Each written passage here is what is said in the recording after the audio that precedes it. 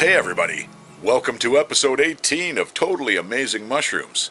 We're going all over the place today. We're heading to Hemer Park and we're heading to Roberts Memorial, and we're going to do a bunch on our own property here. And I know what's out there, but I don't know what we're going to find. So we're going to carry on with that. But before we go, honestly, you know, we just blasted over 400 subscribers the other day, and welcome for one. Thank you so much for tagging along. You're going to be hanging out with a bunch of really awesome people from all over the place, not just the Pacific Northwest. So thank you and welcome, and hey, let's go see what we can see.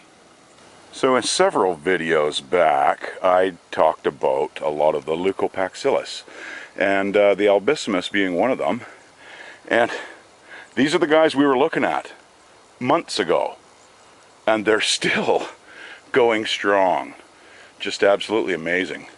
As a matter of fact, we did a comparable with the Amanita gemata and the Giganteus, and funnily enough, the Giganteus dissolved, so did the Amanita, but the albicimus is still there. These guys are so sturdy and they can just keep going, man. They're the little engine that could, for sure. Yeah, right here is where we did the comparisons. We had the gemata on this side, and then we had the Giganteus on this side. And it's still there, man. Like, the other guys are long dissolved.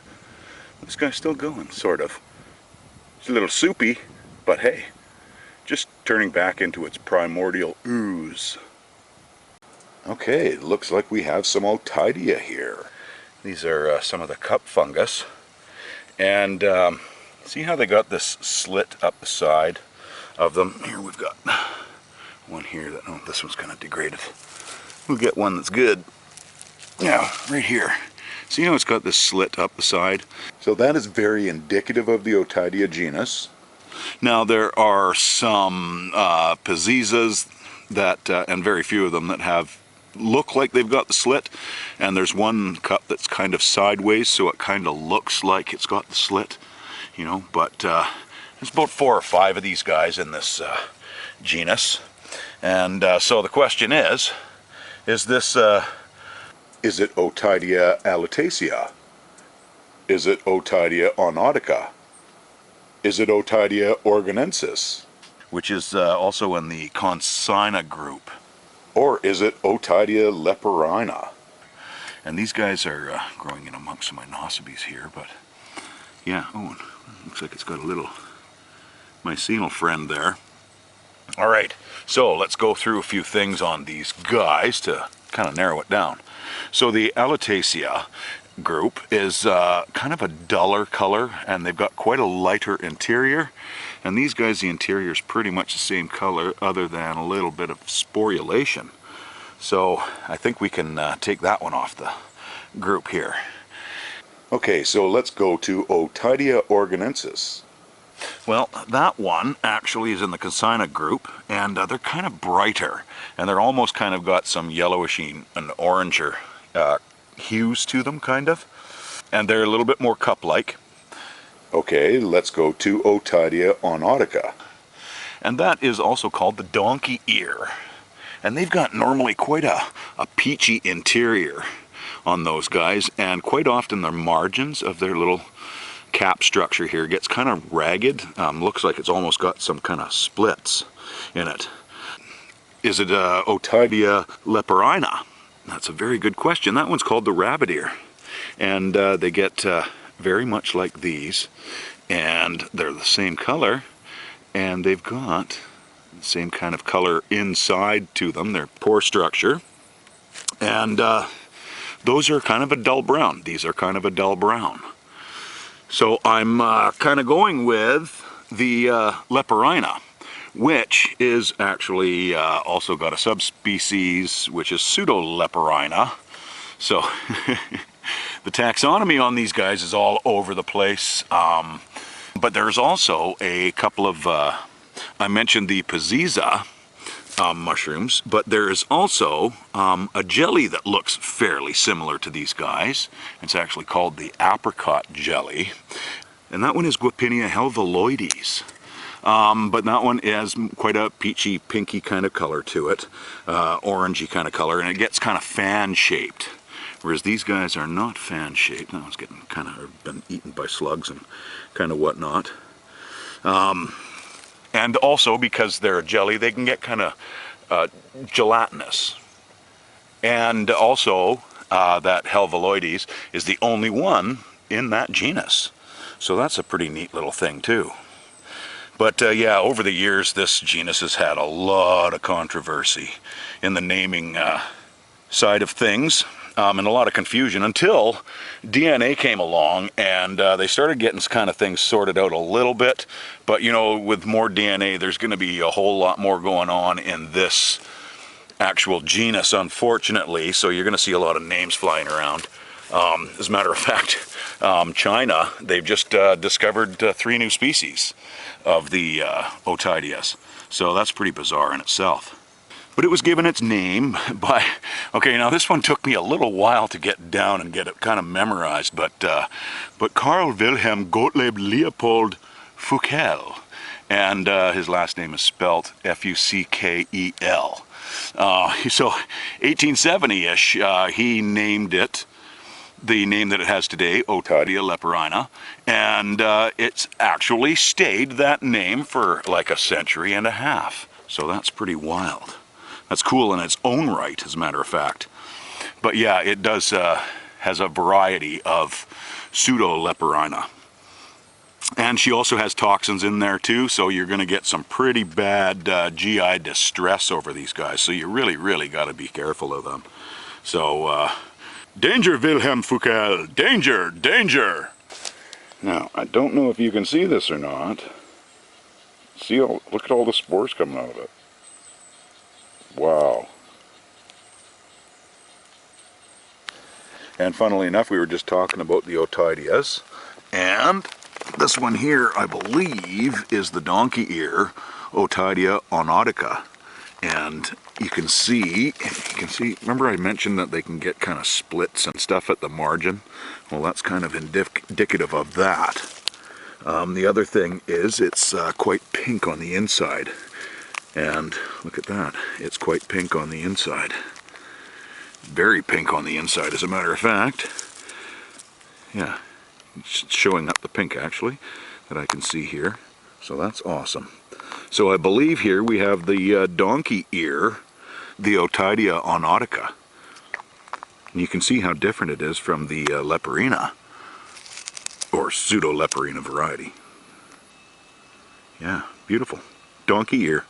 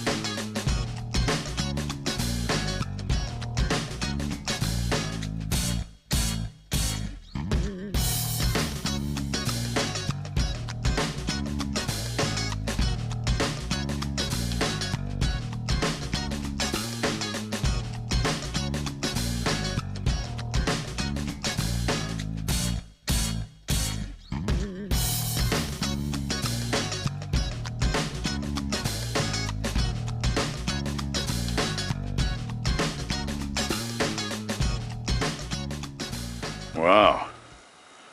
This fog is as thick as peanut butter. That's crazy.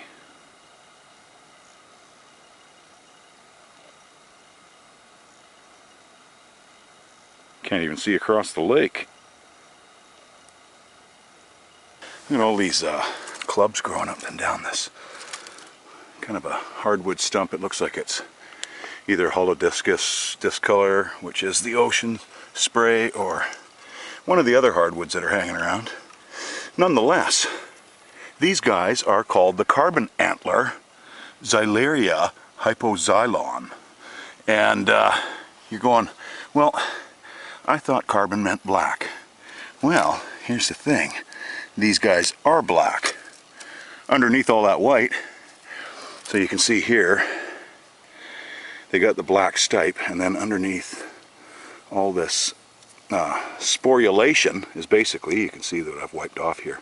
And these guys are ascomycotas, so they have little kind of, they call them pimples. I don't like that term, but they're little, you know, they're little, let's call them dimples. And they've got a little hole in them, and all the asexual spores get formed in there, and they come out here, and then when it's time to sporulate, wind, well, you can see it all flying away, wind or whatever, and it does all its sporulation. These guys are all over this thing, and they love the hardwoods. And yes, some mushroom spores are asexual, and some are sexual. Now, you're not going to be going through the forest and seeing a couple of mushrooms getting it on out in the bush or anything, but they need two sets of DNA to form a new mycelial network. And the asexual ones come out of those little pimples completely ready to go. So they can land, and they can start forming their hyphae, and then start making their mycelium and spread through the forest like all the rest of them. And these are the flask clubs, and there's many different kinds of clubs. But these guys kind of look like a coral, but you can see they've got the little forked branches there, which makes them look very much like the clavulina. However, they are not.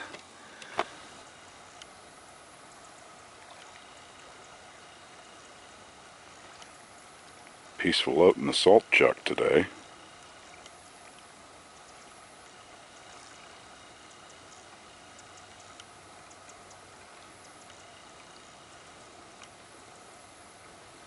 I could sit here all day long.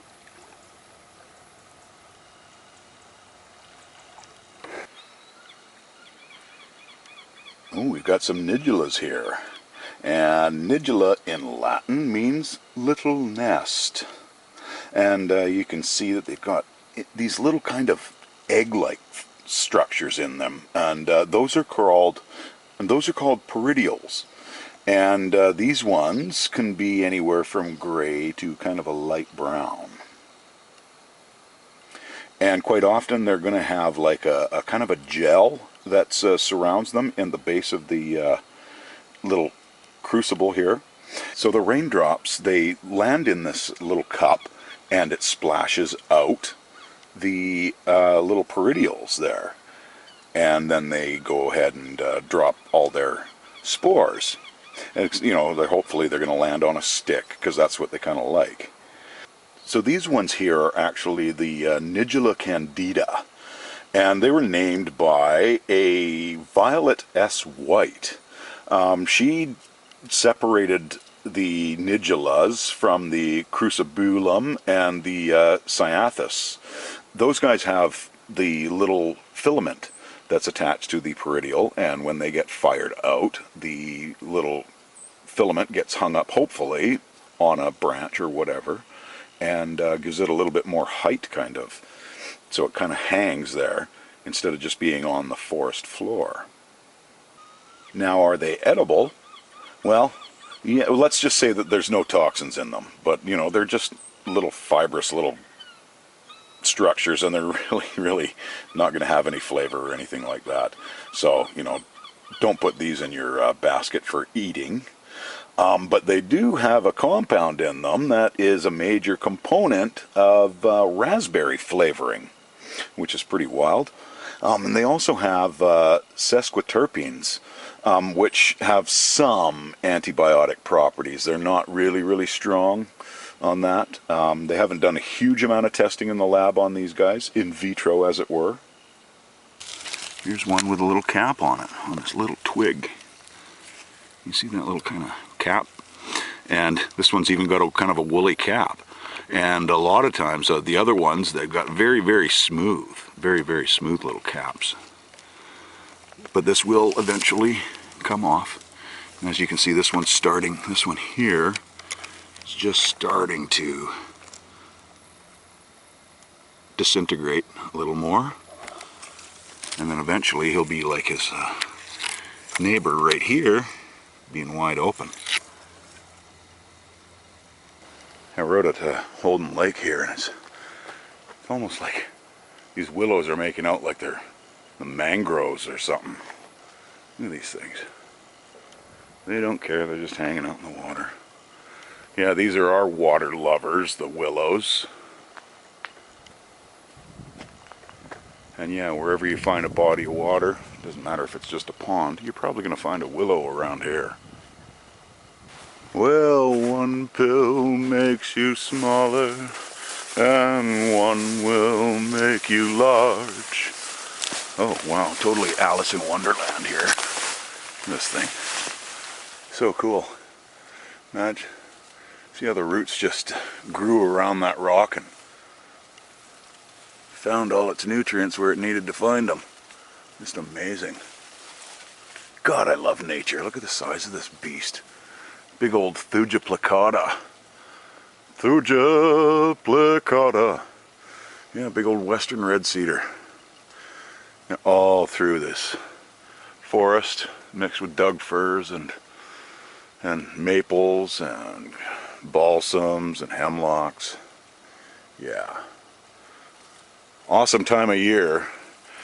All the leaves on the ground make it a lot harder to find mushrooms, though, I gotta admit. Either way. Carrying on. And not very far from those little birds' nests, and we're only about, I don't know, probably about 30 feet off the shore of the ocean here.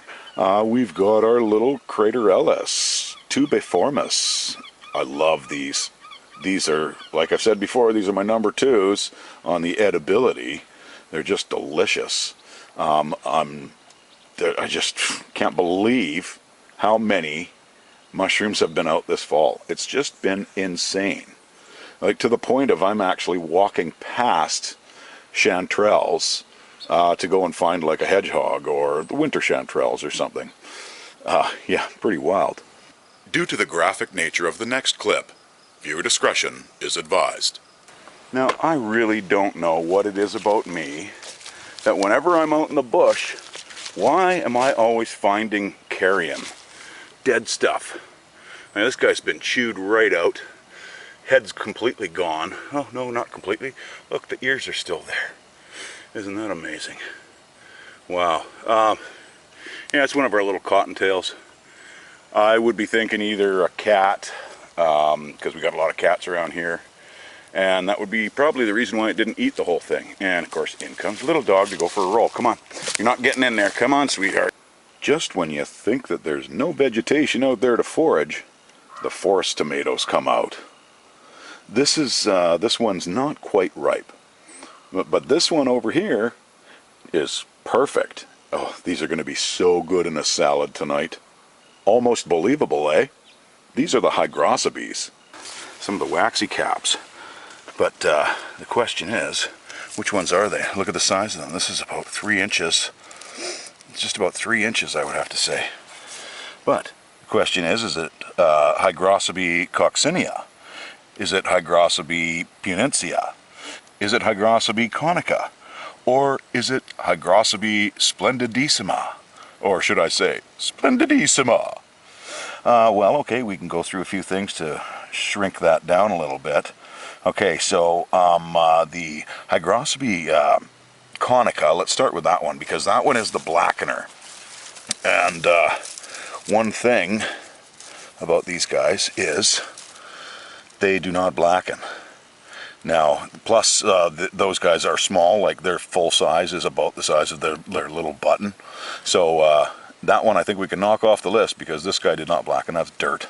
Then I got on the edge and it swipes off. Sorry about that. Alright, now is it Hygrocebi coccinea? Now Hygrocebi coccinea, the stipe, does not split, and the gills are broadly attached. So let's take a boo at these guys. And these guys are kind of partially attached. They're kind of notched. This one's actually been out of the ground, so maybe we can get a little bit of a closer look at this here. Yeah, you can see they're not attached. As a matter of fact, they look like they're pretty much just completely free. So that one takes Hygrocebi coccinea out of the list, so that's 2 of them down.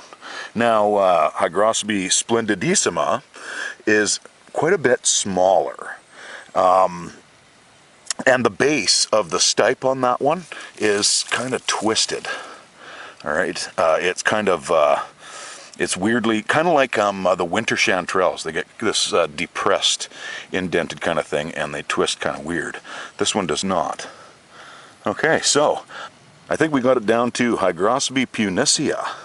So, if that is the case, and this is the one here, well, it got named Agaricus puniceus in 1820s there by Elias Magnus Fries, and then about 50 years later along came our German mycologist Paul Kummer, and he gave it the name that it has today.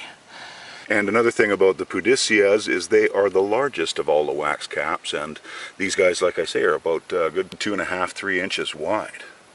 Now, recent studies on these guys say that they don't have a relationship with the trees, but more so a relationship with the mosses. So, you know, that's a little bit different. And yeah, these guys are edible. Totally. But, honestly, it's just better to just leave these guys out in the forest for our visual senses, because, you know, you don't find a lot of them, and they're small, and they're not really worth it, you know. And besides the fact, there are so many other mushrooms out there right now that you can eat. You know, you got the chanterelles are still coming out like crazy. The winter chanterelles. You know, you got your clavulinas. You know, the tricholomas are still out. Oh, and my favorite one, the capnoides, those are still going strong.